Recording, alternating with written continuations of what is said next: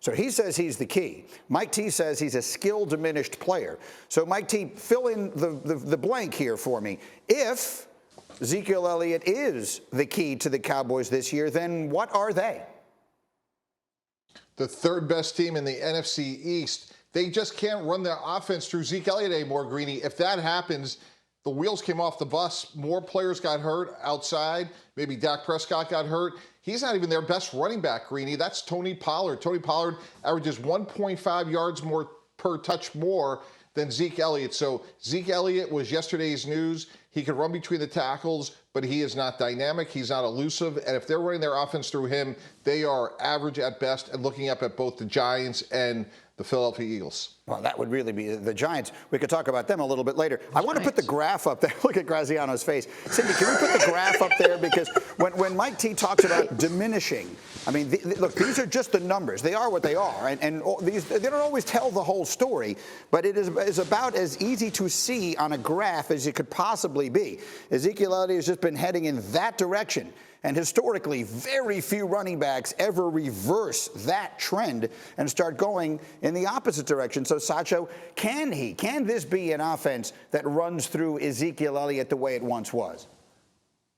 It doesn't need to be, and it's not supposed to be. Last year on the Cowboys' 6-game winning streak, when they had that huge winning streak, rushing, averaging 153 yards per game rushing, both Zeke and Tony Pollard averaged more than 5 yards per rush. So it's not just a singular focus, right? It needs to be both and. Last year, I didn't like this about the Cowboys. Zeke had over 100 more touches than Tony Pollard. That needs to be balanced. Get the ball in Tony Pollard's hands more often, especially now that James Washington, who you brought in free agency, is injured, especially because Michael Gallup isn't going to be ready by week 1. Do not try to force feed Zeke. Spread the ball out, spread out the carries. Do not have the whole offense run through him. You don't need it to. You have a great guy in Tony Pollard. Well, that's the point here, Dan Graziano, is that the sense I get is that some people don't even know if Ezekiel Elliott is the best back on his own team anymore.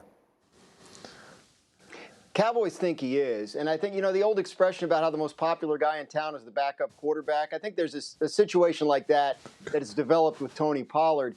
He looks very exciting when he has the ball in his hands, and he has a role in the offense. The Cowboys, you know, they believe Zeke is the guy when healthy. He was not healthy last year. He's playing on a knee that has since been addressed, and they believe he'll be better this year. My feeling from talking to people around this situation is that if Pollard's role expands, it's more likely to be as a pass catcher because of their needs in that area. They still believe Zeke can be the between-the-tackles guy that they lean on in the run game. They still see him as the better pass-protecting running back, which is definitely not nothing, right? That they're not the only coaching staff that would say if you can't protect the quarterback, you can't play as a running back. Zeke is as good as there is at it. So he'll continue to be a focal point, and they do see him as very important. But, yes, if you ask the Cowboys who their best running back is, they would still tell you Ezekiel Elliott. Thank you for watching ESPN on YouTube. For live streaming sports and premium content, subscribe to ESPN+.